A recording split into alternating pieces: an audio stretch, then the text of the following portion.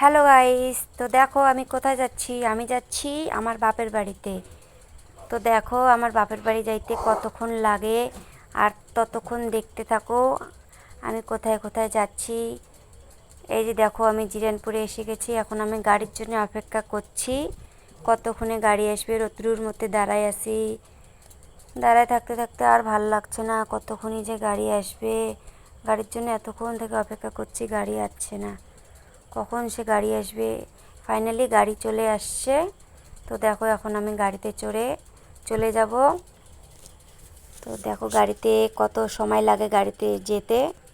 তো গাড়িতে চড়লাম, ছেলেকে কোলে নিলাম। তো এখন দেখো ফাইনালি আমরা ঘুঘুমারিতে পৌঁছে গেছি।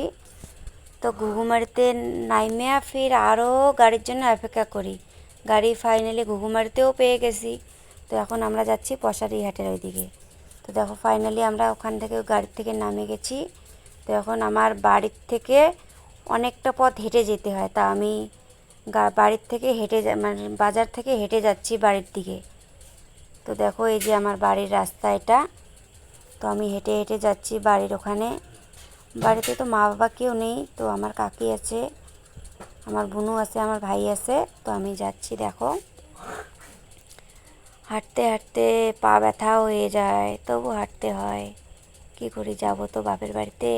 মনের আনন্দেই, মনের খুশিতে হাঁটতেছি এত রৌদ্রুর মধ্যে। নালে ভাবো কে যায়। আমি রৌদ্রুর মধ্যে বাইরেছি বাড়িতে যাওয়ার জন্য। তো ফাইনালি বাড়িতে আমরা পৌঁছে গেছি। তো দেখো আমাদের ভাঙাচিরা বাড়িঘর। তোমাদের তো ভালো ভালো বাড়িঘর, আমাদের তো ভাঙাচিরা বাড়িঘর। তো তোমরা দেখতে থাকো যে ফাইনালি আমি বাড়িতে আসছি। এই যে আমার কাকি আগুনাতে কাজ করছে, রান্নাঘরে চলে গেল। আমার কাকিমা রান্না করবে। তো আমার ছেলে ঘরে ঢুকে গেল।